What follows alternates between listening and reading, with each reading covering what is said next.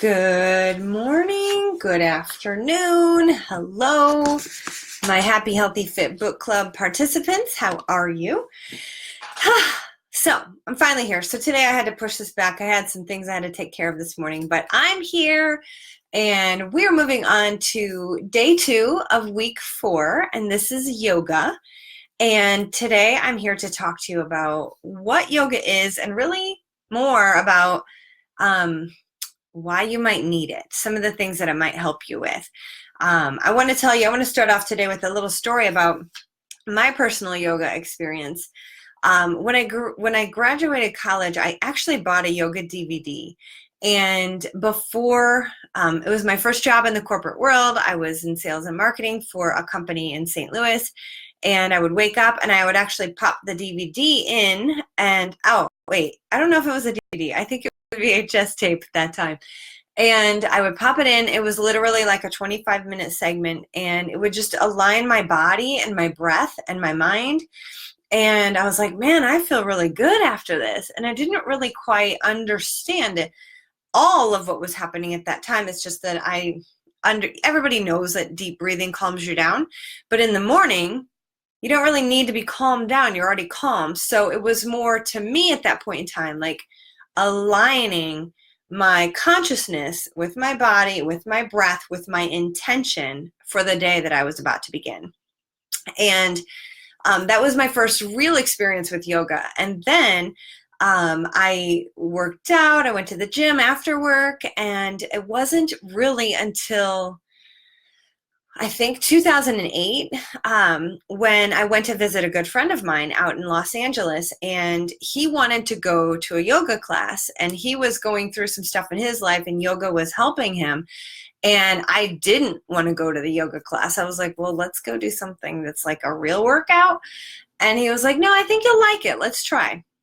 So we went, and the class was fantastic, and it was like in this dark room, and it was actually taught by Ashley Turner. She's a fantastic coach, yoga teacher. I believe she still lives out in Los Angeles area, and she was training at the time to be a psychotherapist, I believe. And he was like, I want to take you to her because you have a psychology undergraduate degree, and I really feel like you are going to, of all people, are going to love her class. And I was like, okay, let's give this a go. And what she did was she like brought in like just some psychotherapy. Really just, she would say the right things at the right times in her class that would help you to get your head like out of the pain of the pose, out of the pain of the stretch, and she would mirror it to something that you might be having a challenge with in your life, and how we can always just breathe through things and, like let go of the attachments of how we want things to end up in our favor, and just breathe through it and let everything kind of be as it should be and fall into place. And it was very beautiful with the way that she brought that into her class. And that's just like a very small example of one way to really bring in a message into your class. And what happened that day is I left that class literally feeling like I was floating in between my steps. And I was like, what is going on with me? I said to my friend, I'm like, I feel like I'm floating. And he was like, oh, you have the yoga buzz, yoga high. And I was like, well, what is that? And he's like, I don't really know, but I get it after class too. It's amazing. And that, since I'm such a science person, I was like, I need to know what this is. And long story short, in the airport, on my way home, and I talked about this in week 1, the goal setting day that I did these videos, the Happy Healthy Fit Book Club. Literally, you guys, in the airport, I bought 3 magazines at the bookshop. One of them was a yoga journal magazine. One of them was the Oxygen magazine, and the third one was an entrepreneur magazine. And on the airplane that day, it was from that trip I was coming home from, I wrote down my 3 goals: become a yoga teacher, learn more about this amazing practice. Number 2, do a fitness competition. And number 3, start my own business. And long story short, you know the story. But years later, I opened my own yoga studio. And the beautiful thing to me, like I remember looking back and actually texting my friend, like it just hit me one day. I was like, oh my God, if you would not have taken me to that class, thousands of lives would not have been changed. Thousands. Because I had my studio for 8.5 years. I had thousands of people come through the doors of my yoga studio. I have personally taught and trained and educated and certified more than 50 yoga teachers. And it just blows my mind that looking back, like literally, if we would not have done that made that one decision, then I might not even be here right now. So it's just a beautiful thing to look back at your life and really, bless the people who've had some sort of impact. But also really believe in yourself and go after your goals. Like there was something there in yoga that was calling to me. And I'm going to continue on and share a little bit more about that. But there was something there that was really calling to my soul. And, that guy was a really good friend of mine from college. We've been friends ever since. And he knew that part of me that was very spiritual, that was very much into psychology and why we humans do what we do. And he really poured life into that little thing. He was like, I think you'll like it. He just, it's important for us to look at people and help them align to the things that might be good for them. I do this all the time with my clients. I do this with people I'm close to. I see a little thing that they're good at that maybe it's not fully developed yet. And I love to speak life into that thing and help to align them with either people that might be good for their path or things that might be something that might pull that gift out of them. So I want to talk to you a little bit more about yoga and a lot of the things that it could help you with that you might not even be understanding. First and foremost, yoga is not for flexible people, okay? That's what I hear all of the time. And it reminds me of a meme that I saw with Batman and Superman where Batman was talking to Superman. He's like, yoga's for flexible people. And Superman's literally slapping him across the face saying, you idiot, that's why people do it, to become flexible. And you got to think about it that way. Like if you have muscle on your body, you need to stretch it. You need to stretch it. And I don't want to say more than anybody else, but you, of all people, absolutely need to stretch it, because if you're not and you're sitting all day long and your muscles end up getting tight, you can't just warm up for 5 minutes before you go lift heavy weights and think that's good enough, because those tight muscles are pulling on your joints. And the pulling on your joints, if you make one wrong move with a tight muscle pulled on a joint, you're going to mess some shit up. So you guys, it is really important for everyone to understand that the body alone needs to stretch, okay? Excuse me. Yoga outside of the stretching is completely beyond stretching.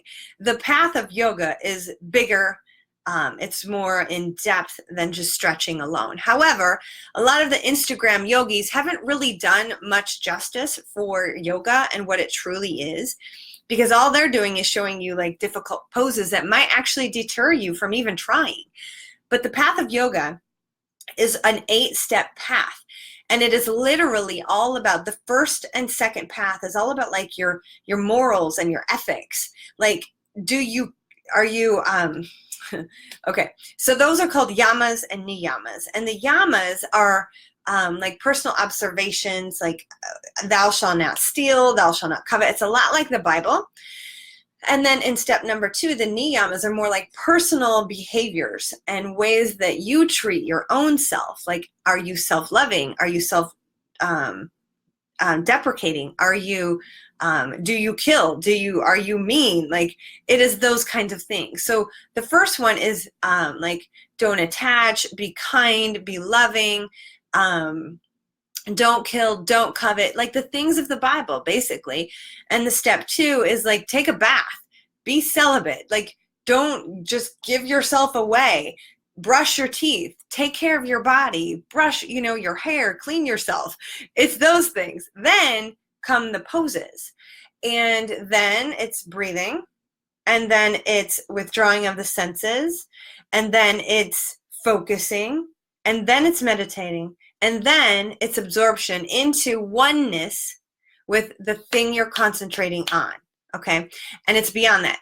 It's union is literally what yoga translates to. It means to yoke, to bind, to become one with. And now whatever that is you're becoming one with is whatever you're focused on.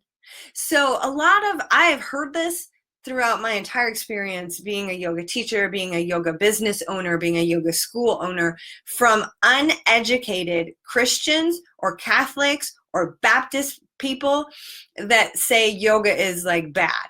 And what I say is go try it. How about that? Instead of letting your judgment cloud you and what it truly is, how about you try it and see what the scientific benefits are for your human body? This is like way beyond religion. And what a lot of people don't understand is that yoga predates Hinduism, which a lot of people think yoga is Hindu. It's not. It's not Buddhism. It predates Christianity. Yoga is more than 5,000 years old. It's an ancient practice of alignment and healing. So it came before all of this stuff. So it's not a religion.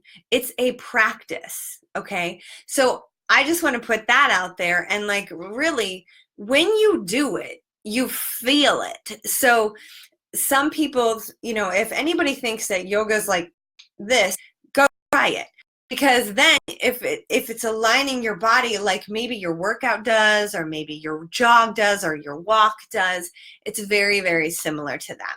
So a couple of the things that when you actually practice asana, the poses, what's going to happen is you're working the entire body. You're aligning your body, which by that I mean mind, body, soul. I don't mean like your spine, but you're doing that as well. You're creating balance in the muscle structure by stretching. You are literally calming your central nervous system, your fight or flight. And the fight or flight system in the body is let's see, let me see this here. That's actually your sympathetic nervous system. That's your fight or your flight. So if you're stressed out and you're anxious and somebody says something to you, you're going to be liable to attack them or to snap at them. But if you are more peaceful and you've worked your parasympathetic nervous system, which is the opposite, this is the calm, the rest and digest system of the body, then you're going to be way more chill and you're going to be way more apt to be able to handle the things that are coming at you when, if there's like stress, you're going to be more apt to handle that stress in a calm way than somebody who is in that fight or flight sympathetic response of our human body, the sympathetic nervous system, okay? It has been proven that yoga literally releases the highest amount of GABA, which is gamma aminobutyric acid. It is the primary neurotransmitter that calms your body's central nervous system, and it helps you to activate the parasympathetic nervous system, which is the calm, rest and digest system. It's the number one way. You can't take a supplement and get GABA because it does not cross, the supplement form does not cross the blood-brain barrier, so you can't get it where you need it, okay? The supplements are a waste of money. You just can't get it. Walking is a very, very big GABA release as well, but yoga has been scientifically proven to show you to be the number one release of GABA, which is gamma aminobutyric acid. And I will give you the study from where that is. Boston University are the ones that did that study. So August 13, 2015. Okay, so if you're interested, look that up. Yoga, you guys, is, and I want to go back to the path of yoga, of the 8 steps, because what a lot of people, yoga is a path. It's a way of life. It's not just poses. It's not just breathing. It's not just meditation. The school that I have, it's called Raja, not my school, but the style of yoga I teach is Raja Yoga, which means the royal path. And within that royal path, I teach the body. I teach asana, which are the poses. So from the pose, an understanding of having the poses, you can then grow from that. There's thousands and thousands of yoga poses that you have the potential to learn and do and master and to become a teacher of. There's also deep breathing exercises. There's also withdrawing of the senses. And this is why the entire path is important for you to understand, because the path of yoga is more than just the poses. Now bear with me here. You've got 5 senses, right? Sight, sound, taste, touch, smell, right? Sight, I always mess this up. Sight, sound, hearing, eyes, hearing, tasting, touching, and see, I always mess that up. Sight, visual, hearing, auditory, sound, tasting, touching, smelling. Smelling is the other one. Okay, so it goes the yamas, niyamas, asana, which is the poses, breathing, and that's number 4. And number 5 is withdrawing of the senses. Okay, so how many of you are turned on when you see someone that looks sexy? That's called withdrawing of the senses. How many of you start to salivate when you smell cookies baking in the oven? This is a part of the path that is withdrawing your sensory appeal to those things. How many of you, when you hear music, maybe of an old song of a broken heart, you can go right back to that memory? This is a huge part of the path of yoga. From there, we withdraw all of the senses of those things.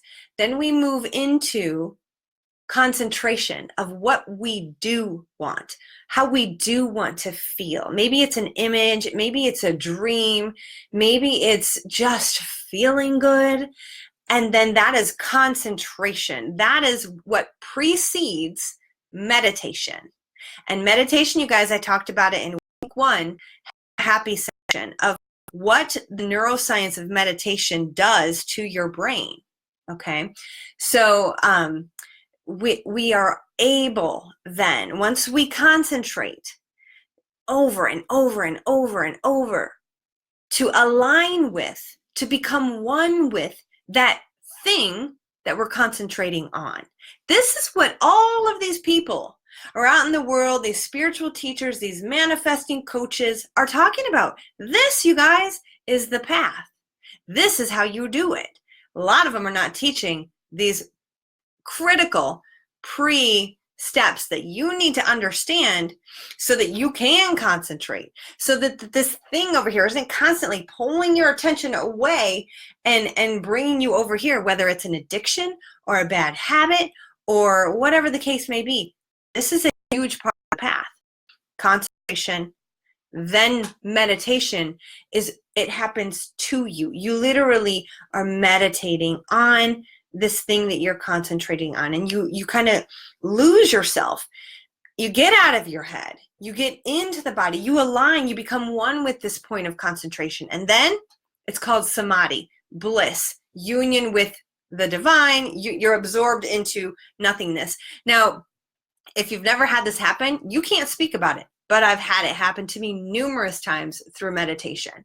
You literally get out of your head. You're like in nothingness, and it's almost like your consciousness is there and it's just kind of hovering. It's a beautiful place to be. You can then part into your brain, things you do want to focus on, things you do want to manifest, things you do want to create in your life.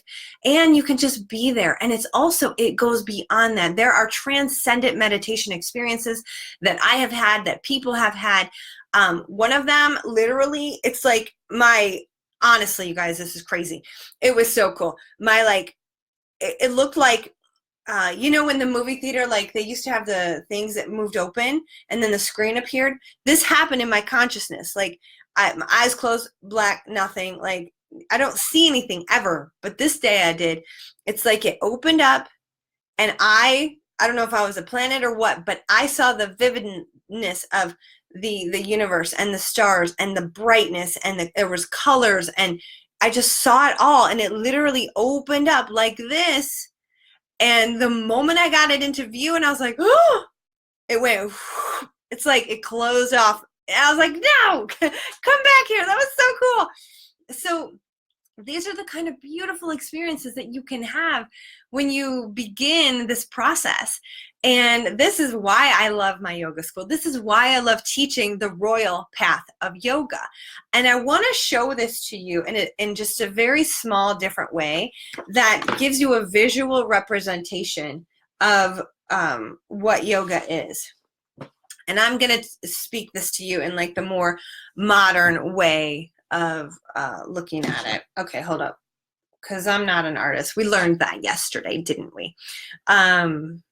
But I'm going to draw you the yoga symbol, which you've often seen, and it's actually it's called the Om symbol. Looks like this. Okay. Oh, I'm not going to draw it. I'm just going to use this. Duh. Okay. So what this means, what this literally translates to, is this are the 3 states of consciousness. Like this one is your awake mind, you're awake, you're alert. This one is you're awake and you're alert, but you're not present. Okay, so you're awake, you're here, you're listening, you're watching, but you're thinking about your paycheck, or you're thinking about food that you're going to eat next. So this one, let me get that bigger. This one up here is you're awake and you're alert. This one down here is you're awake, you're just not present. This one is you're asleep, you're dreaming. This line right here is what is separating you from bliss, and the dot represents bliss. So when I was talking about the step 5, the withdrawing of your senses, that could be a lot of the stuff right here on that line. It's the things that are getting in the way of you and your bliss. It could be negative habits. It could be a relationship with somebody that's not good for you. It could be negative thinking. But the name of this is called Maya, that line. And I call that the shit that gets in the way. Okay? It's our job to get rid of it, to get rid of all the fluctuations of the mind, to get rid of all of our bad habits, or to understand them and accept them. Okay, we don't need to be, the goal isn't to be perfect, but the goal is to understand and to be self-aware. Okay. Yoga, there's a book of yoga sutras, which are kind of like scriptures. And in my school, and this almost in every yoga school, this is required, the yoga sutras, to read them, to read through them, to understand them. And you guys, in the whole entire 200 sutras, there is not one yoga pose mentioned. The only one that's mentioned is a meditation pose.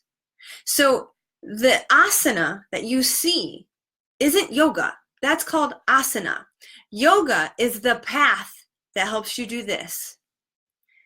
The restraint of the modifications of the mind. All of the mind chatter. All of the stories that are in the way of you and your divine self, your loving self, your self that's united with other people, the self that's united with the divine, okay? If you can control the rising if you can control the rising of the mind into ripples, you will experience yoga. So yoga is an experience. It's a becoming. Okay, that's what it is. So that's it. I just wanted to share this with you today. I think that this is one of the best ways I've ever described it. And I'm so grateful that you were here today for this. You guys, thanks for being here today.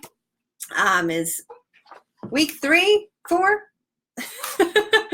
I keep missing that. We did the first week was goal setting. And now tomorrow, we're going to talk about how to stay on track. Okay? And bring your questions, bring anything that you are kind of asking about, need help with. Tomorrow's Wednesday, and I did say I'm going to draw a name, so you do have to share these videos if you want to get a free coaching session with me. I'm going to draw a name tomorrow and Friday. So in order to win a free coaching session, and it can be with anything that I teach, from yoga to mindset to spirituality to your diet, your nutrition, your workouts, it's your call. It's going to be a free coaching session, and I'm going to be doing a drawing for that tomorrow. All right, you guys. So what you have to do to get that is you do have to hit share on this, and you need to tag 3 friends minimum. Hey, I just saw negative faces. Don't give those. Give happy faces. I don't know what that's about. Happy faces, love, hearts, the good stuff. I just spent 26 minutes of my time coaching you. So be grateful. Seriously. Yeah, show some love.